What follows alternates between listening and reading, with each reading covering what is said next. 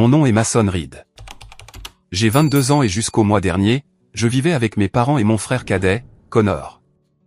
Je travaillais à temps partiel tout en étudiant l'ingénierie, payant mes études et essayant d'économiser tout ce que je pouvais. Pendant des années, j'ai remarqué le traitement différent entre nous, mais je l'ai mis sur le compte de mon imagination. Puis vint le dîner de remise de diplôme de Connor, où tout bascula avec un simple toast et 9 mots qui me transpercèrent plus profondément qu'aucun couteau, parce qu'il le vaut bien. C'est là que j'ai enfin compris ma place. Avant de continuer cette histoire, dites-moi d'où vous regardez dans les commentaires. Abonnez-vous et restez jusqu'à la fin pour voir comment le fait de se défendre peut tout changer. Grandir dans le foyer Reed, c'était toujours comme être dans une course où mon frère Connor avait une longueur d'avance. D'aussi loin que je me souvienne, j'étais le responsable, celui qui devait donner l'exemple. Notre père, Richard, avait des exigences différentes pour nous. Les miennes étaient toujours plus élevées, les attentes plus fortes. J'ai commencé à travailler à 16 ans, prenant un emploi au magasin de bricolage local, rangeant les stocks et aidant les clients à trouver les bons outils pour leurs projets. Tandis que Connor passait ses week-ends à jouer aux jeux vidéo ou à traîner avec des amis, j'apprenais la différence entre les tournevis Philips et plats, économisant chaque dollar que je pouvais pour l'université. Papa n'a jamais suggéré à Connor qu'il devait travailler. Il devrait se concentrer sur son enfance, disait-il, comme si je ne méritais pas la même enfance. Maman Diane était plus douce que papa. Mais elle a favorisé ce traitement de faveur à sa manière. Elle me glissait un supplément de nourriture au dîner ou me donnait un sourire de sympathie quand papa félicitait Connor pour une note de A+ en ignorant mes notes parfaites. Mais elle ne s'est jamais opposée à lui à ce sujet. Elle était la pacificatrice, évitant les conflits à tout prix, même si cette paix se faisait à mes dépens.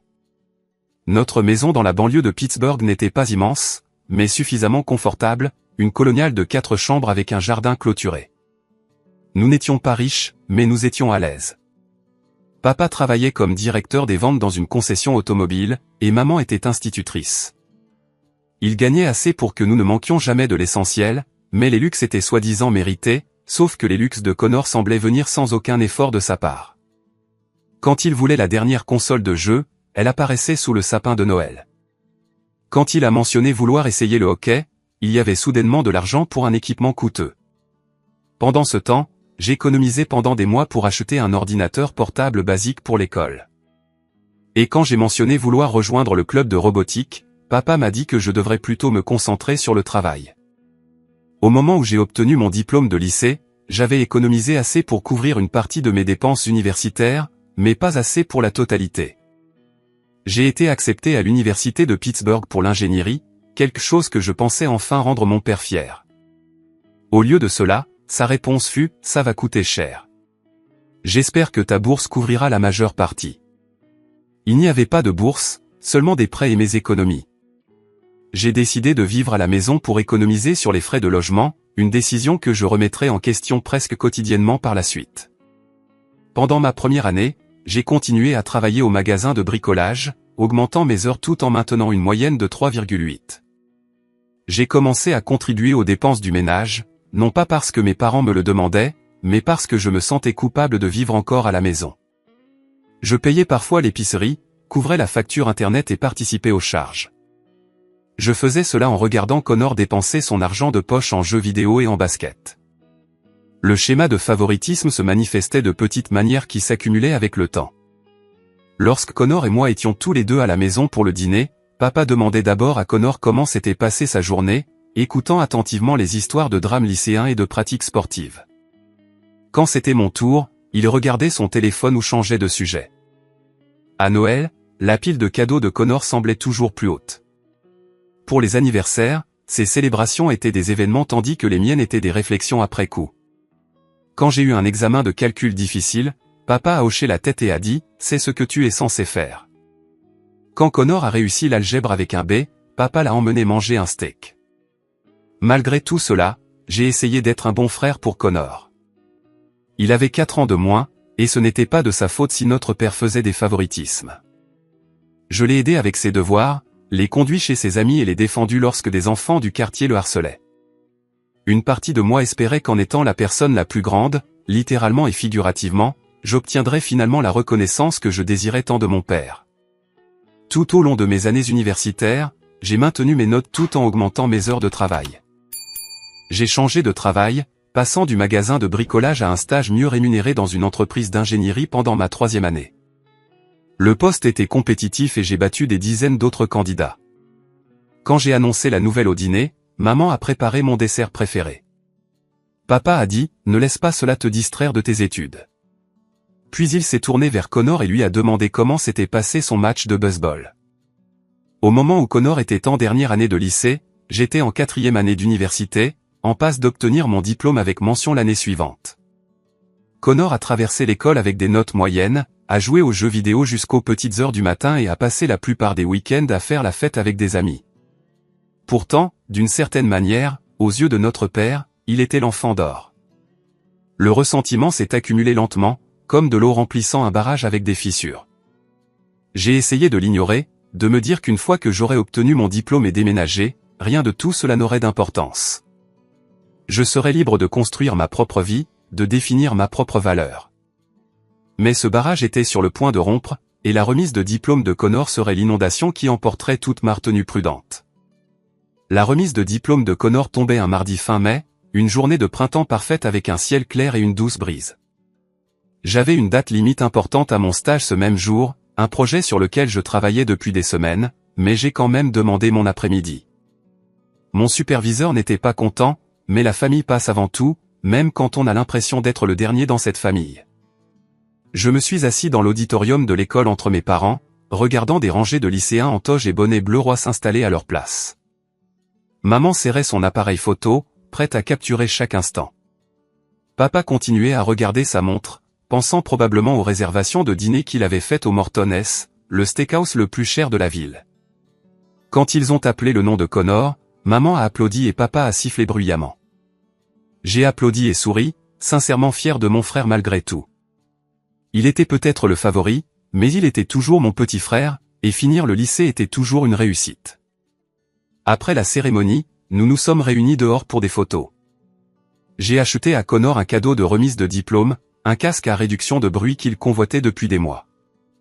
Cela m'a coûté près d'une semaine de salaire de mon stage, mais je voulais lui offrir quelque chose de spécial. Quand il a ouvert le petit paquet, ses yeux se sont illuminés. Sérieusement, c'est génial. Merci, Mason. Il m'a donné une rapide accolade, un instant, j'ai ressenti ce lien fraternel qui se perdait parfois dans l'ombre de l'affection inégale de notre père. Papa a jeté un coup d'œil au casque et a hoché la tête. Joli cadeau. Aucune reconnaissance du sacrifice que cela représentait. Aucune reconnaissance de ma prévenance. Juste 2 mots avant qu'il ne dirige tout le monde pour les photos de famille. Pendant que nous posions, je ne pouvais m'empêcher de remarquer comment j'étais positionné en bordure de chaque cliché tandis que Connor était au centre entre nos parents. Sur une photo, le bras de papa était autour des épaules de Connor alors qu'il me touchait à peine. Ces positionnements subtils racontaient l'histoire plus clairement que les mots ne le pourraient jamais.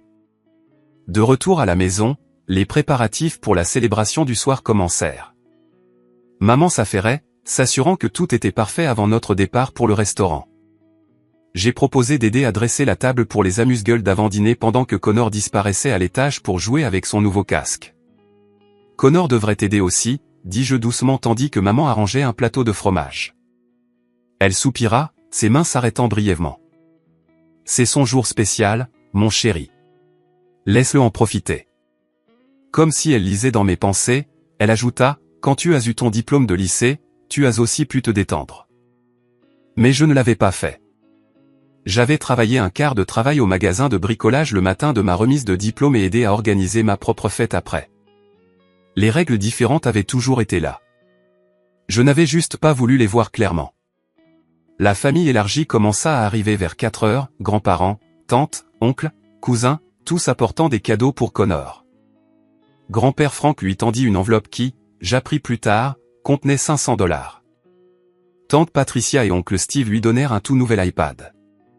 Cousine Jessica apporta un panier d'essentiels pour l'université à l'automne. J'entendis des conversations sur le brillant avenir de Connor pendant que je remplissais les verres et m'assurais que tout le monde avait des serviettes. Il va faire de grandes choses à l'université d'État, dit oncle Steve à mon père. La bourse sportive n'est pas à négliger, répondit fièrement papa. bien que la bourse de Connor ne couvrait qu'une fraction des frais de scolarité, personne ne mentionna que je finançais mes études dans un programme plus difficile dans une meilleure université sans aucune aide financière en dehors de mes propres efforts. Alors que nous nous préparions à partir pour le restaurant, je me surpris dans le miroir du couloir. J'étais bien habillé en pantalon et chemise boutonnée, faisant un effort pour l'occasion. Pendant un bref instant, je me permis d'espérer que ce soir serait différent. Que papa avait peut-être prévu une sorte de reconnaissance pour mes réalisations, pour ma récente promotion à mon stage ou mon statut sur la liste du doyen ou même simplement mon soutien à Connor au fil des ans. L'espoir était petit mais persistant, comme une veilleuse qui refusait de s'éteindre malgré les vents de l'expérience qui tentaient de l'éteindre. Nous avons pris des voitures séparées pour accueillir tout le monde. J'ai conduit ma vieille Honda Civic, celle que j'avais achetée moi-même avec 3 ans de salaires économisés. Connor est parti avec papa dans son Audi, maman avec grand-mère et grand-père dans leur voiture. Pendant que je les suivais jusqu'au restaurant, je répétais des réponses gracieuses à une éventuelle reconnaissance, déterminé à être humble et reconnaissant si mon moment arrivait enfin. Le Mortoness était décoré avec goût, un bois sombre élégant, des nappes blanches immaculées et un éclairage doux qui mettait tout le monde en valeur. L'hôtesse nous conduisit, notre groupe de 12, à une salle à manger privée où une bannière affichant « Félicitations, diplômé » était accrochée à un mur. Connor rayonnait tandis que tout le monde prenait place, et je ressentis un bonheur sincère pour lui, malgré le courant sous-jacent d'inégalité qui coulait toujours entre nous. Ce que je ne savais pas alors, c'est que ce courant sous-jacent était sur le point de devenir un raz-de-marée, emportant les dernières de mes illusions sur ma place dans cette famille.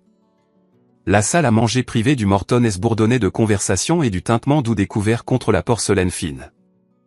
J'étais assis au milieu de la table, entre tante Patricia et ma cousine Jessica, tandis que Connor occupait la place d'honneur à une extrémité, flanqué de nos parents. Les amuse-gueules avaient été débarrassés et nos entrées étaient servies quand papa se leva, tapotant son verre avec une cuillère pour attirer l'attention. La pièce se calma immédiatement, tous les regards se tournant vers mon père. Il avait fière allure dans son costume sur mesure, ses cheveux argentés parfaitement coiffés, sa posture imposant le respect. Il sourit largement, regardant directement Connor. Aujourd'hui marque une étape importante, commença-t-il, sa voix portant le ton confiant d'un homme habitué aux argumentaires de vente et aux allocutions publiques. Connor, ta mère et moi ne pourrions être plus fiers du jeune homme que tu es devenu. Obtenir son diplôme de lycée n'est que le début de l'incroyable voyage qui t'attend. Connor sourit, se prélassant dans l'attention. Je pris une gorgée d'eau, me préparant aux discours habituels sur le potentiel et les brillants avenirs. Pour marquer cette occasion, continua papa, nous voulions te donner quelque chose de spécial, quelque chose qui représente notre foi en ton avenir et récompense tes accomplissements. Il fouilla dans la poche de sa veste et en sortit une petite boîte enveloppée de papier argenté, la plaçant sur la table devant Connor. Mon frère parut surpris et excité en déchirant l'emballage. À l'intérieur se trouvait une petite boîte en velours, du genre qui contient généralement des bijoux. Quand il l'ouvrit, son expression passa de la curiosité à la confusion, puis à une réalisation naissante alors qu'il en sortait une clé de voiture avec le logo Audi. Pas possible, souffla Connor, les yeux écarquillés. C'est sérieux? Le sourire de papa s'élargit. Tout à fait sérieux. Il y a une toute nouvelle à 3 garée à la maison avec ton nom dessus. Tu l'as bien mérité, mon fils. La table éclata en applaudissements et félicitations. Connor sauta et serra notre père dans ses bras, puis notre mère, son visage illuminé de joie et d'incrédulité. J'applaudis avec tout le monde, refoulant le goût amer de la jalousie qui montait dans ma gorge. Je n'avais pas attendu de mes parents qu'ils m'achètent une voiture quand j'ai eu mon diplôme de lycée. J'économisais pour ma Honda depuis mes 16 ans. Mais l'extravagance du cadeau soulignait la disparité dans la façon dont nous étions traités. Alors que l'excitation commençait à retomber, papa resta debout, son expression changeant légèrement tandis que son regard se posait sur moi. Quelque chose dans ses yeux me serra l'estomac. « Et Mason, dit-il, son ton visiblement plus froid. Maintenant que tu as presque terminé tes études et que tu es bien établi dans ton stage, ta mère et moi pensons qu'il est temps que tu assumes davantage de responsabilités d'adulte. » La table devint plus silencieuse. Un sentiment collectif que quelque chose d'inconfortable se déroulait. Papa fouilla dans son autre poche et en sortit un morceau de papier plié, contournant la table pour le déposer à côté de mon assiette. Je savais ce que c'était avant même de le déplier, une facture soigneusement dactylographiée de $900 de loyer mensuel. Le loyer est dû avant dimanche, dit-il d'un ton neutre. Tu es un adulte maintenant, et les adultes paient leur propre chemin. Le silence autour de la table était assourdissant. Je fixais la facture, puis mon père, essayant de comprendre ce qui se passait. Connor reçoit une voiture de luxe pour avoir terminé le lycée avec des notes médiocres, tandis que l'on me facture un loyer alors que je finance mes études universitaires avec mention. Je ne comprends pas, dis-je. Ma voix était ferme malgré l'ouragan d'émotions en moi. Pourquoi dois-je payer un loyer alors que Connor est récompensé par une voiture? L'expression de papa se durcit légèrement. Parce que c'est comme ça que le monde réel fonctionne, Mason. Tu es plus âgé, tu as un revenu, et il est temps que tu apprennes la responsabilité financière.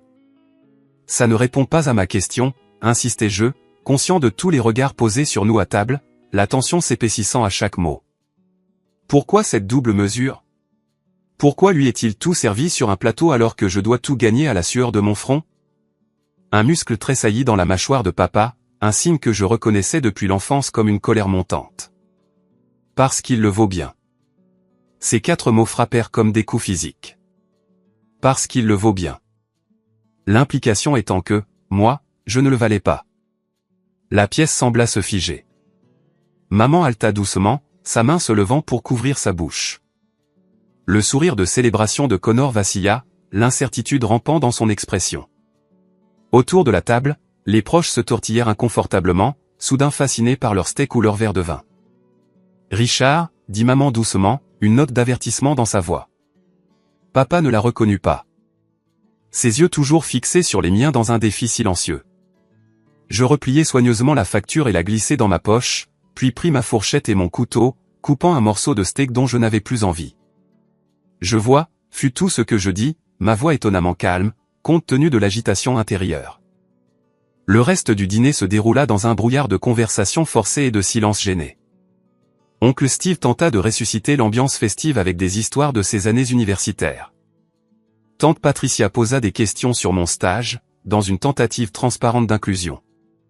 Je répondis poliment, jouai mon rôle et attendis que ce repas interminable se termine.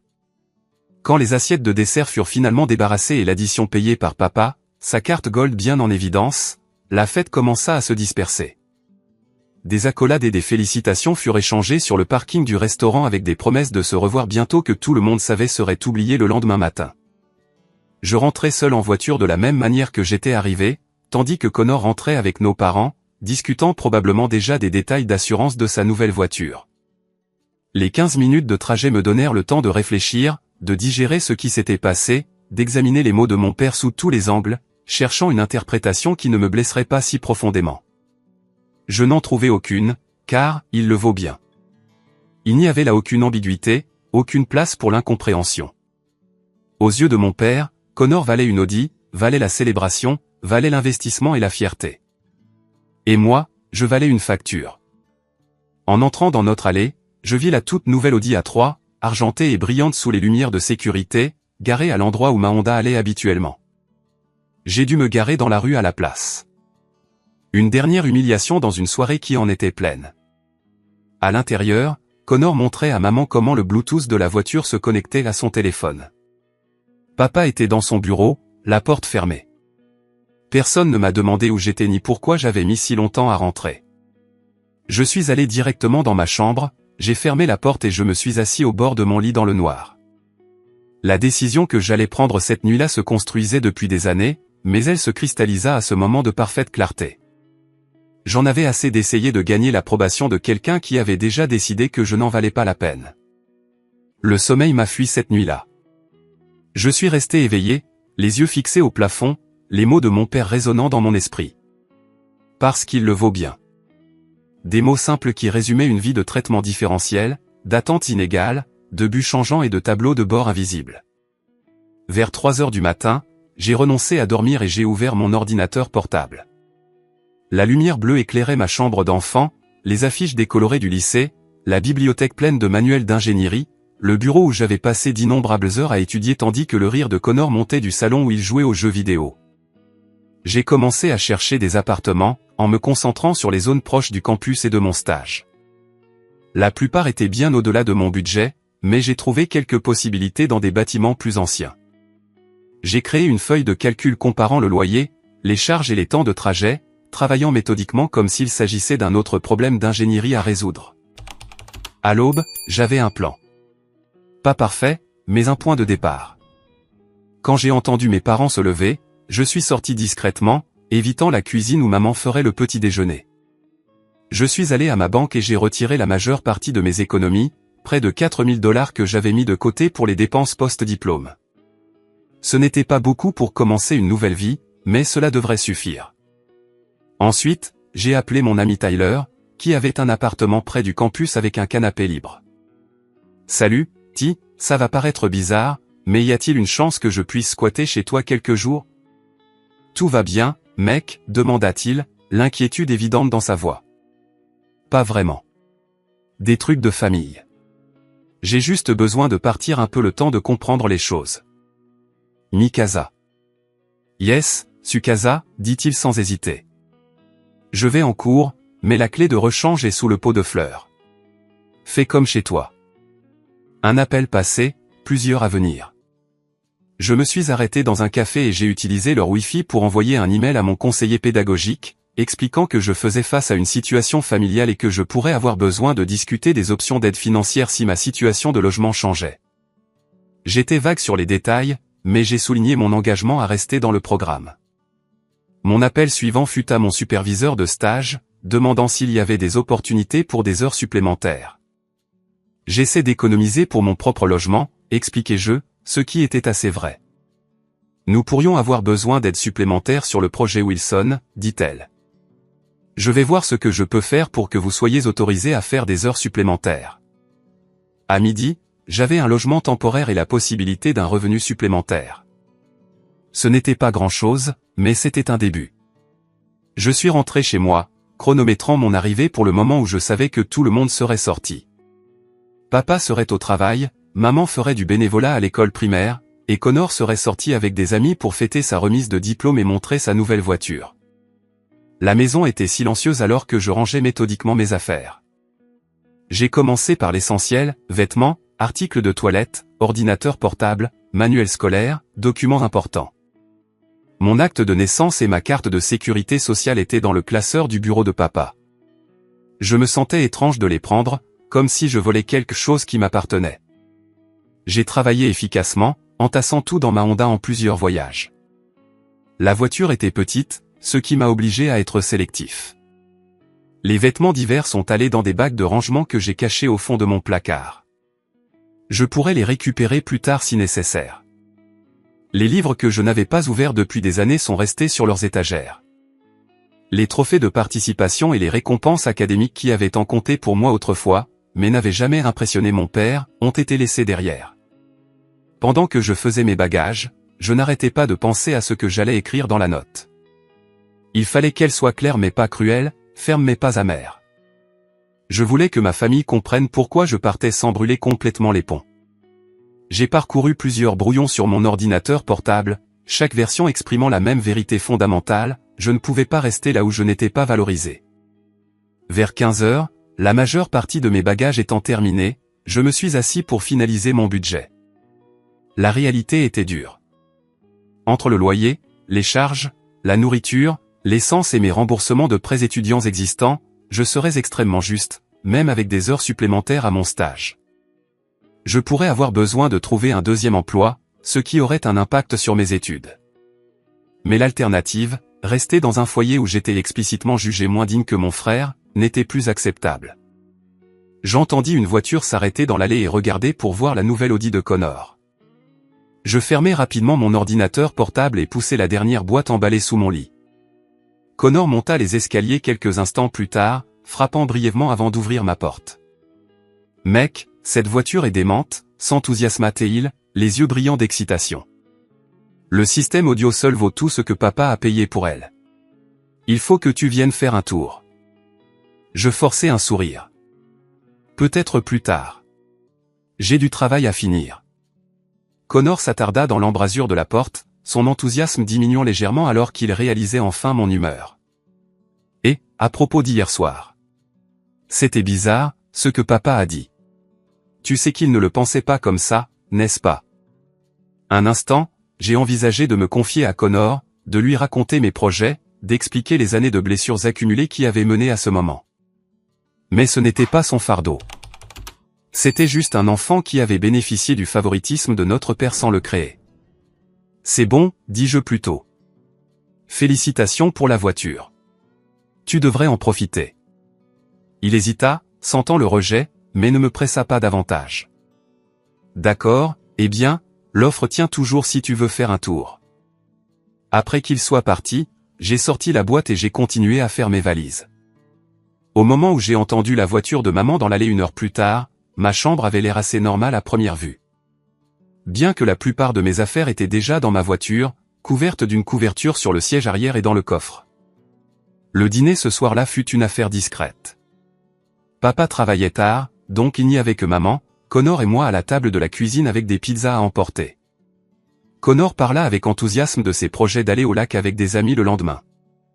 Maman me demanda comment s'était passée ma journée et je lui donnai des réponses vagues sur la recherche et les projets de stage.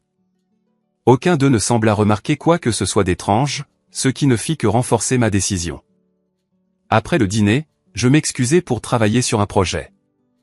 Je retournai dans ma chambre pour finaliser mes plans de départ, j'attendis que la maison devienne silencieuse, tout le monde se retirant dans ses recoins respectifs pour la soirée.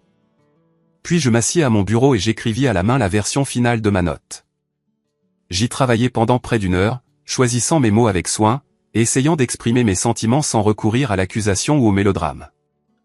Quand ce fut fini, je la scellai dans une enveloppe avec le nom de papa sur le devant.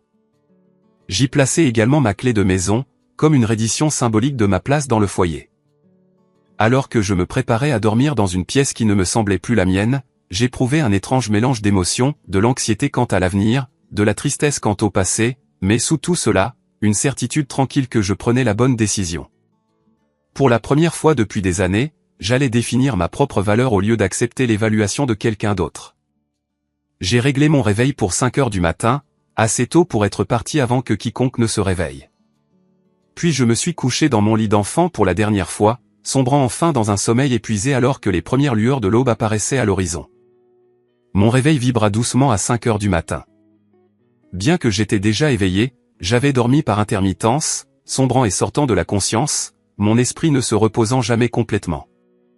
Je coupai rapidement le réveil et restai immobile un instant, écoutant la maison silencieuse, les craquements et bourdonnements familiers qui avaient été la bande-son de ma vie pendant 22 ans.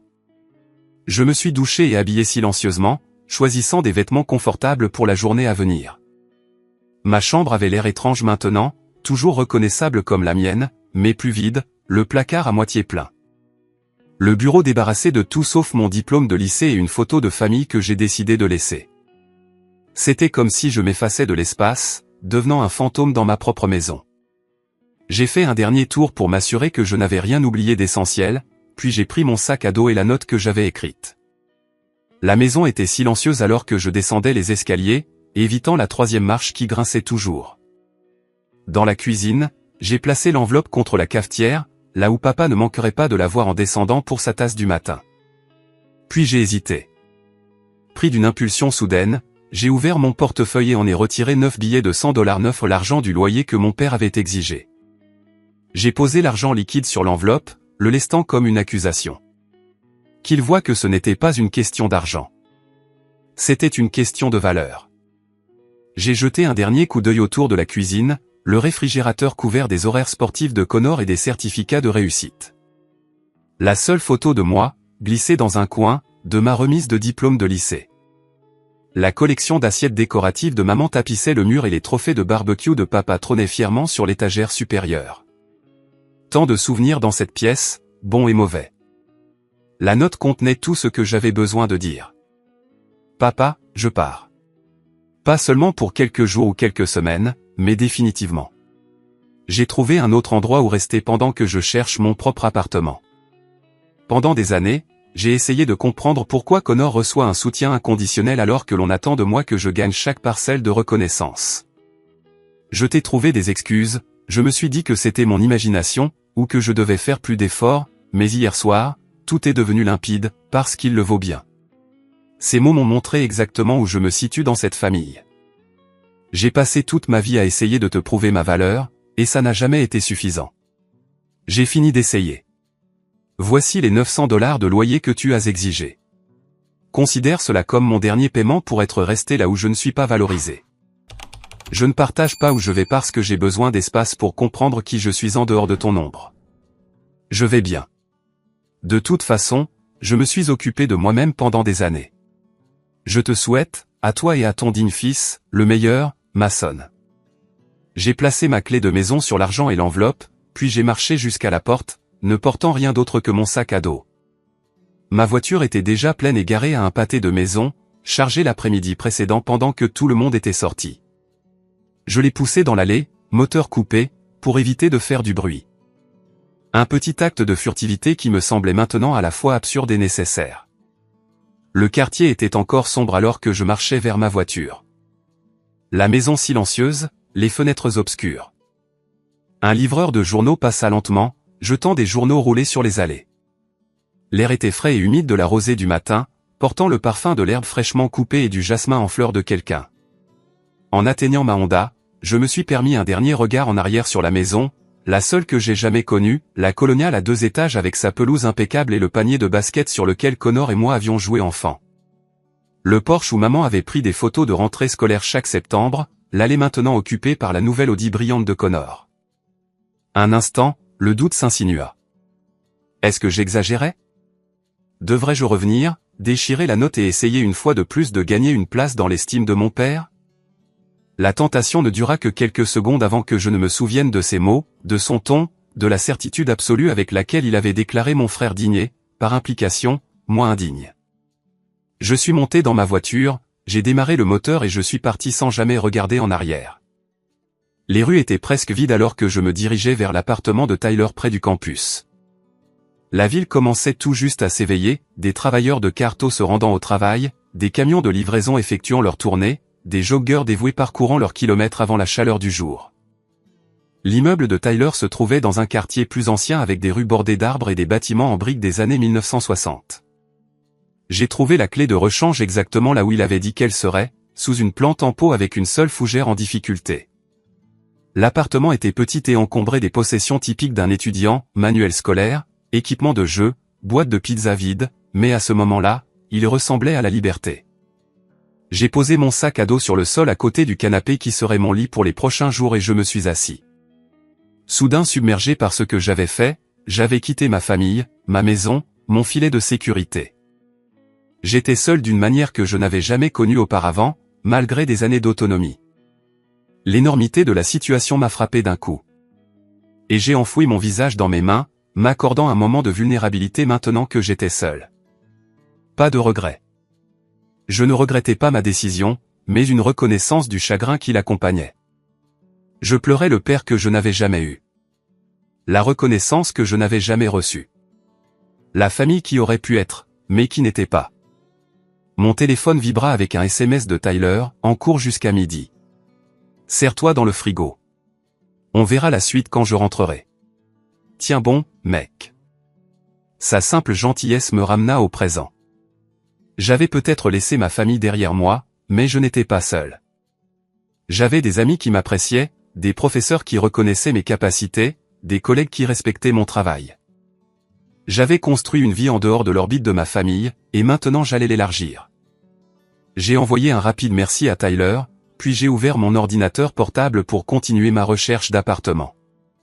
J'avais des cours à suivre, du travail à faire, un avenir à construire, et pour la première fois, je mesurerais mon succès selon mes propres critères, et non selon les mesures impossibles fixées par un père qui avait déjà décidé que je n'étais pas à la hauteur. Le soleil se leva plus haut, la lumière traversant les stores de Tyler, illuminant les poussières dansant dans l'air. Un nouveau jour, un nouveau départ. J'ai pris une grande inspiration et me suis mis au travail. Tyler rentra des cours vers midi pour finalement s'installer à la table de sa cuisine, ordinateur portable ouvert, entouré d'annonces d'appartements que j'avais imprimées à la bibliothèque du campus. « Mec, dit-il en laissant tomber son sac à dos par terre. On dirait que tu prépares une opération militaire. » Je réussis un sourire fatigué. Quelque chose comme ça. Tyler prit 2 sodas dans le réfrigérateur et m'entendit un. Tu veux me raconter ce qui s'est passé? Je lui fis la version condensée du dîner de remise de diplôme, les mots de mon père et ma décision de partir. Tyler écouta sans m'interrompre, son expression devenant de plus en plus incrédule. Ton père a vraiment dit ça, parce qu'il le vaut bien? C'est quoi, une pub L'Oréal? La comparaison inattendue me fit rire, le premier rire sincère depuis des jours. Oui, eh bien, apparemment Connor vaut une Audi et moi, une facture de loyer. C'est n'importe quoi, mec. Tyler secoua la tête. Tu peux rester ici aussi longtemps que tu veux. Le canapé est à toi. Sa générosité contrastait fortement avec le soutien conditionnel de mon père. Merci. Je promets que je ne serai pas là longtemps. J'ai quelques visites d'appartement prévues pour demain. Mon téléphone, que j'avais mis en silencieux plus tôt, vibra à nouveau sur la table. L'écran affichait 6 appels manqués de maman, 3 de papa, et une série de SMS de Connor. J'hésitais. Puis je retournai le téléphone sans en lire aucun. Ils savent que tu es parti, demanda Tyler. Ils le savent maintenant. Je pris une longue gorgée de soda. Je suis parti tôt ce matin avant que tout le monde ne se lève. J'ai laissé une note expliquant pourquoi. Comme sur commande, le téléphone recommença à vibrer avec un autre appel entrant de maman. Je le mis en silencieux une fois de plus. Tu vas devoir leur parler tôt ou tard, fit remarquer Tyler. Tôt ou tard, acquiesçai-je. Mais pas aujourd'hui. Aujourd'hui, je dois me concentrer sur la suite. La suite commença par une visite au bureau d'aide financière de l'université cet après-midi-là. J'expliquai ma situation à une conseillère compréhensive qui me présenta mes options, prêts supplémentaires, programme de travail-études, fonds d'aide d'urgence. Aucune n'était idéale, mais ensemble, elles pourraient m'aider à combler le fossé jusqu'à ce que j'obtienne mon diplôme. Il n'est pas rare que des étudiants se retrouvent soudainement indépendants, m'assura la conseillère.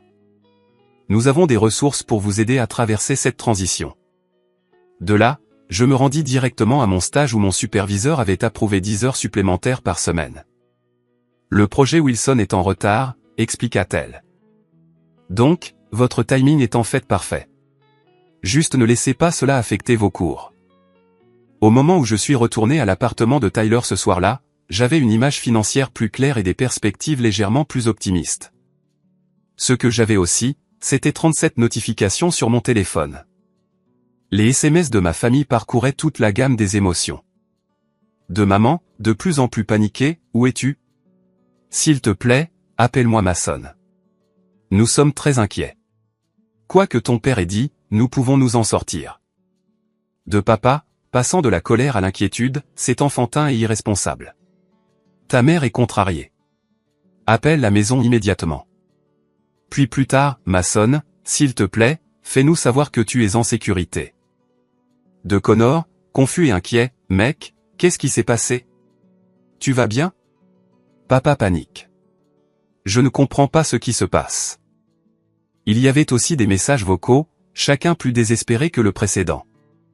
Maman pleurant, papa exigeant, puis suppliant, Connor déconcerté.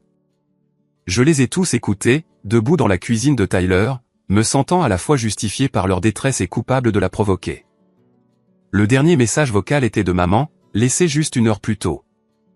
Mason, mon chéri, s'il te plaît, fais-nous savoir que tu es en sécurité.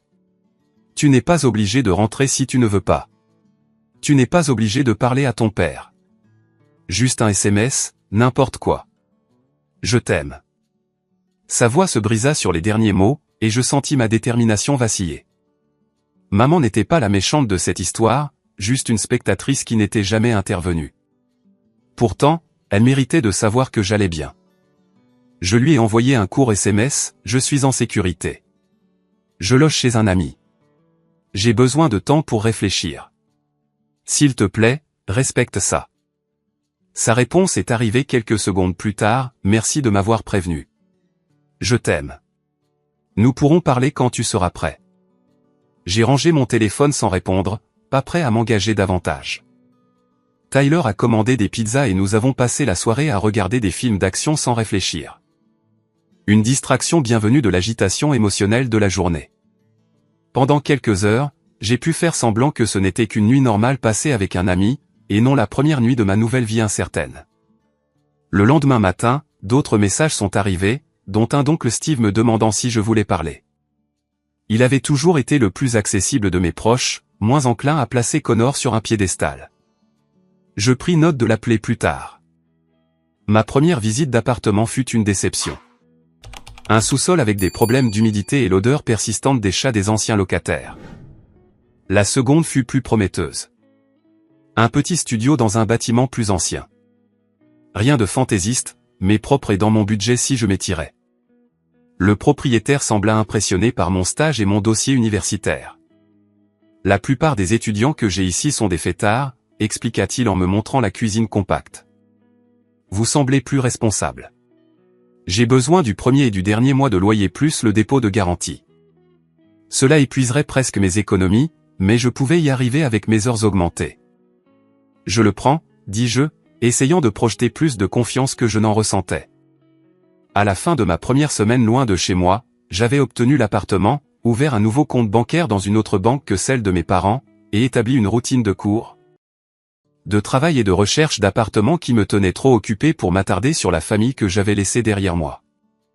Tyler avait été un soutien incroyable, offrant non seulement son canapé, mais aussi son amitié pendant une transition difficile. Tu es le bienvenu jusqu'à ce que ton appartement soit prêt, insista-t-il lorsque j'essayais de le remercier. C'est ce que font les amis. Les messages de ma famille continuaient, évoluant au fil des jours. Maman restait inquiète mais respectait mon espace. Le ton de papa passa de la colère à une reconnaissance réticente que peut-être des choses avaient été dites qui n'auraient pas dû l'être. Les SMS de Connor furent les plus surprenants. Je ne savais pas que tu ressentais ça, écrivit-il le 4e jour à propos du traitement différent de papa envers nous.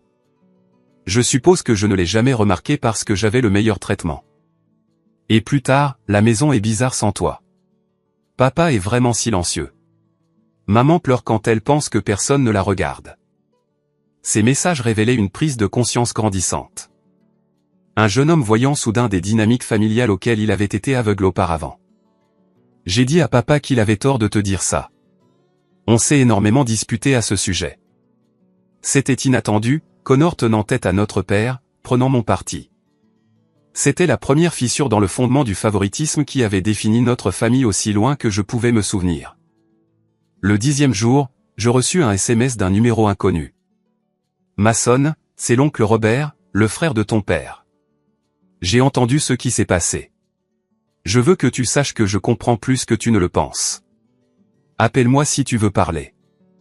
L'oncle Robert avait toujours été le mouton noir de la famille, visitant rarement, mentionné seulement en passant. J'avais toujours senti une tension entre lui et mon père, mais je n'en avais jamais connu la cause. Son approche inattendue m'intrigua suffisamment pour l'appeler ce soir-là. Ton père et moi avons eu une dynamique similaire en grandissant, expliqua-t-il après que je lui eus fait un bref récit de ce qui s'était passé. Des rôles différents, des attentes différentes. Il m'a fallu des années pour m'en libérer. Tu es plus courageux que moi d'avoir tracé cette ligne si jeune. Il offrit plus que de la compréhension. Il offrit une aide pratique. J'ai un entrepôt de meubles pour mon entreprise. Passe et prends tout ce dont tu as besoin pour ton nouveau logement. Considère cela comme des années de cadeaux d'anniversaire manqués. Sa générosité me tira des larmes. Cet oncle que je connaissais à peine me tendait la main alors que j'en avais le plus besoin. Merci, réussis-je à dire. Ça m'aiderait beaucoup. À la fin de la 2e semaine, j'emménageais dans mon studio, meublé avec l'essentiel provenant de l'entrepôt de l'oncle Robert, un lit, un bureau, une petite table à manger avec 2 chaises, même un fauteuil confortable qu'il avait insisté pour que je prenne. Car, chaque ingénieur a besoin d'un endroit pour réfléchir.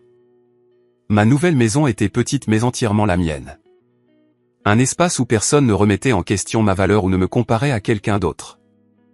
J'ai accroché mes schémas d'ingénierie au mur, rangé mes manuels sur des étagères que l'oncle Robert m'avait aidé à installer et j'ai commencé à ressentir quelque chose comme la paix. Cette paix fut mise à l'épreuve lorsque Connor se présenta à ma porte à l'improviste, ayant obtenu mon adresse de Tyler. Ne lui en veux pas, dit rapidement Connor quand j'ouvris la porte. Je l'ai pratiquement traqué après les cours jusqu'à ce qu'il me dise où tu étais. Il se tenait maladroitement dans le couloir, les mains dans les poches, l'air à la fois plus jeune et étrangement plus âgé que la dernière fois que je l'avais vu. Puis j'entrai. J'hésitai, puis m'écartai. Connor entra lentement, regardant autour de lui avec intérêt. C'est sympa, dit-il, l'air sincèrement impressionné. Confortable. Qu'est-ce que tu fais ici, Connor, demandai-je, non sans gentillesse, mais directement. Il prit une profonde inspiration. Les choses sont vraiment compliquées à la maison. Maman et papa se disputent tout le temps. Papa dort dans la chambre d'amis. Maman pleure beaucoup. Il baissa les yeux vers ses pieds. Et je me sens mal à propos de tout ça. Pourquoi, demandai-je. Rien de tout cela n'est de ta faute, n'est-ce pas? Ses yeux rencontrèrent les miens, troublés. Je n'avais jamais remarqué à quel point papa nous traitait différemment. Ou peut-être que je l'avais remarqué mais que je ne voulais pas le voir parce que j'en bénéficiais. Quoi qu'il en soit, je faisais partie du problème. Sa prise de conscience me surprit. Ce n'était plus le petit frère insouciant que j'avais laissé derrière moi. C'était quelqu'un aux prises avec des prises de conscience difficiles sur les dynamiques familiales et sa place en leur sein. Papa veut que tu rentres à la maison, continua-t-il. Il n'admettra pas exactement qu'il avait tort. Mais il sait qu'il a fait une erreur. Maman veut juste que la famille soit de nouveau réunie. Et toi, qu'est-ce que tu veux, demandai-je. Connor regarda de nouveau mon appartement, prenant acte des preuves de ma nouvelle vie indépendante. Je veux retrouver mon frère, dit-il simplement. Mais je veux aussi que tu sois heureux. Si c'est ce dont tu as besoin, alors je te soutiens. Sa maturité m'émut. Nous avons parlé pendant des heures cet après-midi-là. Vraiment parlé. Peut-être pour la première fois en tant qu'adulte plutôt que dans les rôles qui nous avaient été assignés, l'enfant d'or et le responsable. Quand il est parti, nous nous sommes serrés fort dans les bras, et j'ai promis de rester davantage en contact avec lui. Pas avec papa, par contre, demanda-t-il. Pas encore, dis-je. Je ne suis pas prêt. Connor hocha la tête. Je comprends. N'attends pas trop longtemps, d'accord. Il est têtu, mais il souffre aussi. Alors que la 3e semaine de ma nouvelle vie commençait, je m'habituais à des routines qui me semblaient de plus en plus naturelles. Cours, travail, études au petit bureau de mon appartement, repas occasionnels avec Tyler ou d'autres amis. L'oncle Robert m'invita à dîner le dimanche, me présentant à sa femme et à ses filles adolescentes qui m'accueillirent chaleureusement chez elles. La famille n'est pas seulement celle à laquelle tu es né, me dit l'oncle Robert alors que nous étions assis sur son porche après le dîner. C'est aussi celle que tu choisis et celle qui te choisit. Ces mots restèrent avec moi alors que je continuais à construire ma vie indépendante, jour après jour, trouvant ma propre définition de la valeur en dehors des limites étroites du jugement de mon père. Un mois après avoir quitté la maison, j'étais assis à ma petite table à manger, révisant mon budget. Les chiffres étaient serrés mais gérables. Entre mes heures de stage augmentées, des dépenses prudentes et la subvention d'urgence de l'université, je restais à flot. Mon appartement devenait progressivement un foyer avec de petites touches qui reflétaient ma personnalité plutôt que les attentes de ma famille. Un coup à la porte interrompit mes calculs. Je n'attendais personne et, pendant un bref moment tendu, je me suis demandé si ce pouvait être mon père. J'ai regardé par le Judas pour voir ma mère debout, seule, son expression anxieuse. J'hésitais, puis j'ouvris la porte. Maman. Salut mon chéri. Son sourire était hésitant. Connor m'a donné ton adresse. J'espère que ça va. J'ai hoché la tête en reculant pour la laisser entrer. Elle entra avec précaution, observant mon appartement avec le regard évaluateur d'une mère, vérifiant les signes d'une bonne alimentation, d'un sommeil adéquat, d'un bien-être général. C'est petit, mais ça me convient, dis-je, soudain mal à l'aise avec mon modeste espace de vie. C'est charmant, répondit-elle, et je pouvais dire qu'elle le pensait sincèrement. Tu as toujours su rendre les choses agréables. Un silence gêné s'installa entre nous. Il y avait tant de choses à dire, pourtant aucun de nous ne semblait savoir par où commencer. Finalement, maman parla. Je te dois des excuses, Mason. Des grandes. Je m'assis à table, lui faisant signe de me rejoindre. Pourquoi spécifiquement? Elle soupira, s'installant sur la chaise en face de moi. Pour ne pas t'avoir défendu. Pour avoir laissé ton père nous traiter, toi et Connor, si différemment. Pour avoir été une participante passive à quelque chose qui t'a profondément blessé. Ses yeux rencontrèrent les miens, remplis de regrets. Je me disais que je maintenais la paix, mais en réalité, j'évitais juste les conflits à tes dépens. Sa franchise me surprit. Je m'attendais à de la défensive ou à des tentatives de minimiser ce qui s'était passé. Au lieu de cela, elle reconnaissait son rôle sans qualification. Pourquoi papa a-t-il toujours favorisé Connor, demandai-je. La question qui m'avait hanté pendant des années fut enfin prononcée à voix haute. Les mains de maman se tordirent sur la table. C'est compliqué et ce n'est pas une excuse, mais ton père se voit en Connor, l'athlète naturel, la facilité sociale. La façon dont les choses semblent lui venir sans effort. Elle fit une pause. Et il voit son propre père en toi. Grand-père Reed, demandai-je, confus. Je me souvenais à peine de mon grand-père paternel, décédé quand j'étais jeune. Oui, ton grand-père était brillant, méthodique, responsable, tout comme toi, et il était dur avec ton père, le poussant toujours à être meilleur, à travailler plus dur, surtout sur le plan académique. Ton père a eu du mal avec ça. Il avait l'impression de ne jamais être à la hauteur. Elle baissa les yeux vers ses mains. Je pense que, sans s'en rendre compte, il a essayé de corriger sa propre enfance en donnant à Connor tout ce qu'il pensait ne pas avoir eu, tout en te mettant la même pression qu'il reprochait à son père. Cette révélation n'excusait pas le comportement de mon père, mais elle me donnait un contexte que je n'avais jamais envisagé. Ça ne rend pas les choses justes, dis-je doucement. Non, ça ne les rend pas justes. Maman acquiesça immédiatement. Rien ne rend les choses justes, mais la compréhension pourrait aider à la guérison, à la longue. Elle tendit la main à travers la table, sans tout à fait me toucher. Les choses ont changé à la maison depuis ton départ. Ton père, il a été forcé de faire face à des vérités inconfortables. Connor a mentionné que vous vous êtes disputés. Elle hocha la tête. Au début, oui. J'étais tellement en colère contre lui pour ce qu'il t'a dit, pour t'avoir fait fuir. Mais nous parlons maintenant. Vraiment parlons. Il voit un thérapeute. Mason, ton père, qui a toujours dit que la thérapie était pour les gens incapables de gérer leurs propres problèmes. C'était en effet surprenant. Le stoïcisme de mon père était légendaire dans notre famille. Son mépris pour la faiblesse émotionnelle, un courant sous-jacent constant. Est-ce que ça l'aide, demandai-je. Je pense que oui. C'est le début, mais il commence à comprendre comment sa propre enfance a façonné son rôle de parent. Elle sourit tristement. Il te manque, bien qu'il soit trop fier pour le dire directement. J'absorbais cette information, pas encore prêt à agir dessus, mais la classant dans un coin de ma tête. Et Connor a été remarquable. Il a refusé la voiture. Le savais-tu? Il a dit qu'il ne l'accepterait pas à moins que tu n'obtiennes quelque chose d'équivalent. Ses yeux brillaient de fierté. Il tient tête à ton père d'une manière que je n'ai jamais fait. Cela a été instructif pour nous tous. Nous avons parlé pendant près de 2 heures, abordant des sujets que nous aurions dû aborder des années auparavant. Maman a posé des questions sur mes cours, mon stage, mes projets après l'obtention de mon diplôme. Elle a remarqué les schémas d'ingénierie sur mon mur et a posé des questions intelligentes sur les projets sur lesquels je travaillais. Pour peut-être la première fois, elle me voyait clairement, non pas comme une extension des dynamiques familiales, mais comme un individu avec son propre chemin. Alors qu'elle se préparait à partir, elle me tendit une enveloppe. « Ton père ne sait pas que je te donne ça. » Elle dit, « C'est l'argent du loyer que tu as laissé, plus un petit supplément pour t'aider avec les dépenses. » J'ai mis de côté un peu de mon salaire d'enseignante pendant des années, mon fonds privé pour les urgences. Cela remplit les conditions. J'ai essayé de refuser, mais elle a insisté.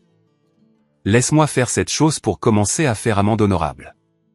S'il te plaît. » J'ai accepté l'enveloppe, touché par le geste et ce qu'il représentait, son premier véritable acte de me défendre, même si c'était derrière le dos de mon père. « Envisagerais-tu de rencontrer ton père ?» demanda-t-elle en se tenant dans l'embrasure de la porte. « Pas à la maison, quelque part de neutre, juste pour parler. » Je ne répondis pas immédiatement, pesant la perspective. « J'y réfléchirai, dis-je finalement. » Elle hocha la tête, acceptant mon non-engagement. « C'est tout ce que je peux demander. » Elle me serra fort dans ses bras avant de partir, murmurant « Je suis si fier de toi, Mason. » J'aurais dû le dire plus souvent. Une semaine plus tard, j'ai accepté de rencontrer mon père dans un café à mi-chemin entre mon appartement et notre maison familiale. Je suis arrivé en avance, choisissant une table dans un coin où nous pourrions parler en privé. Mon père est arrivé précisément à l'heure, sa ponctualité étant l'une de ses caractéristiques que j'avais héritées de lui. Il avait l'air différent d'une certaine manière. La même silhouette ôtait les cheveux argentés, mais quelque chose dans son maintien avait changé. Moins certain peut-être, plus humain. Mason, dit-il, me tendant la main formellement avant de s'asseoir. Je la serrai, notant la gêne entre nous. Papa. Nous commandâmes du café, la transaction banale remplissant le silence inconfortable. Quand le barista partit, mon père s'éclaircit la gorge. Je ne suis pas bon à ça. Il commença, admettre quand j'ai tort. Ta mère dit que je devrais juste le dire tout de suite. Alors, voilà. J'avais tort. Ce que j'ai dit au dîner de remise de diplôme de Connor était inexcusable. Tu mérites mieux. Sa reconnaissance directe me prit au dépourvu. Je m'attendais à des circonlocutions, peut-être une tentative de partager le blâme ou de minimiser l'incident. Oui, c'est vrai, acquiesçai-je, ne lui facilitant pas la tâche, mais ne le coupant pas non plus. Papa hocha la tête, acceptant ma réponse. Je vois quelqu'un. Un thérapeute, essayant de comprendre pourquoi je vous ai traité, toi et Connor, si différemment. Il parut mal à l'aise avec cet aveu. Ce n'est pas facile de se regarder et de ne pas aimer ce qu'on voit. Non, ce n'est pas facile, dis-je, pensant à ma propre introspection des dernières semaines. Ton grand-père, continua papa. Mon père était un homme difficile à satisfaire. Brillant comme toi, mais froid. Rien de ce que je faisais n'était jamais assez bien. Il fixa son café. J'ai juré que je serais différent avec mes propres enfants, plus de soutien, plus d'encouragement.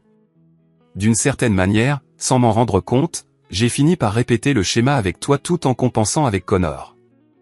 Maman a mentionné quelque chose de similaire, dis-je. Vraiment? Il parut surpris, puis hocha la tête. Elle est devenue une véritable avocate pour toi. À juste titre. Il prit une gorgée de café. Connor aussi. Il a refusé la voiture. Le savais-tu? Maman l'a mentionné aussi. Il a dit qu'il ne l'accepterait pas à moins que tu n'obtiennes quelque chose d'équivalent. Je lui ai dit que tu étais un adulte qui traçait sa propre voie. Il a dit que c'était le problème, que je continuais à changer les règles du jeu.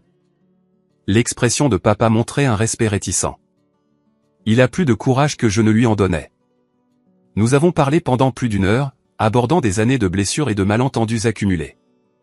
Ce ne fut pas une conversation parfaite, et mon père avait encore du mal avec l'expression émotionnelle directe, et j'étais toujours sur mes gardes, mais c'était honnête d'une manière que nos interactions avaient rarement été. J'aimerais que nous essayions la thérapie familiale, dit papa alors que notre réunion se terminait.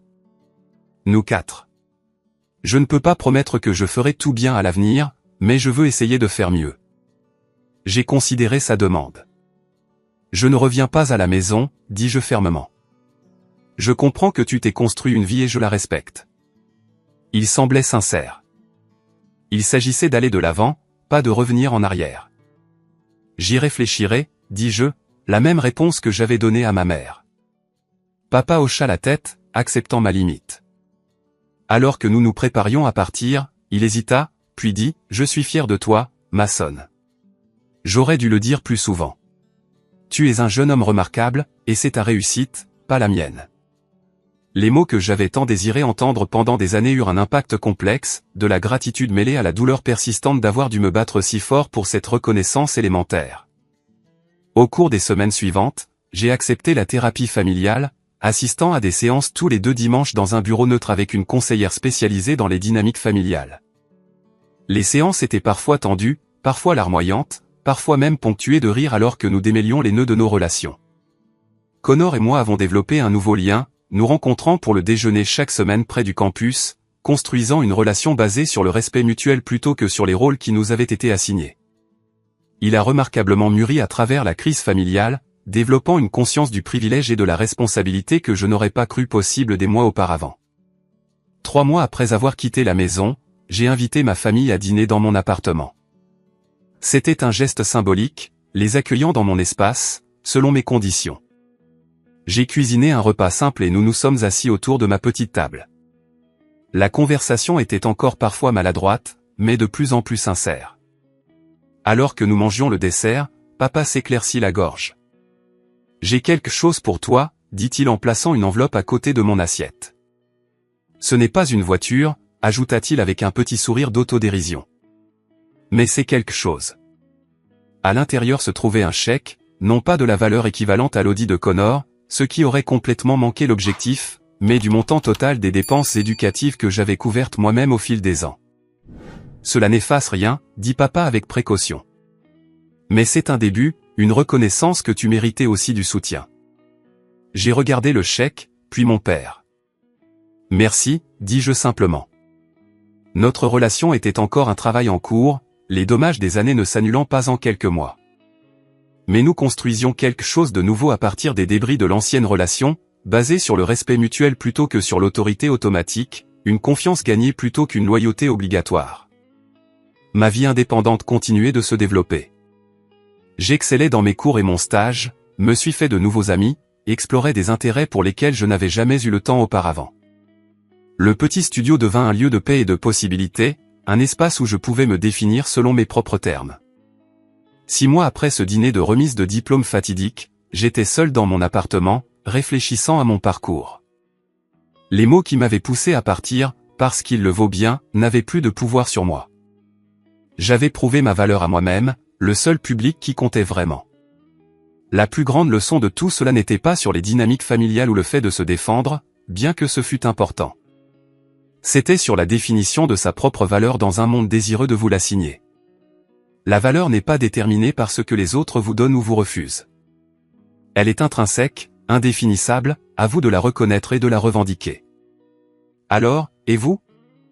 Avez-vous déjà dû vous éloigner de quelque chose pour découvrir votre vraie valeur ou êtes-vous resté trop longtemps en espérant une reconnaissance qui n'est jamais venue? Partagez vos expériences dans les commentaires ci-dessous.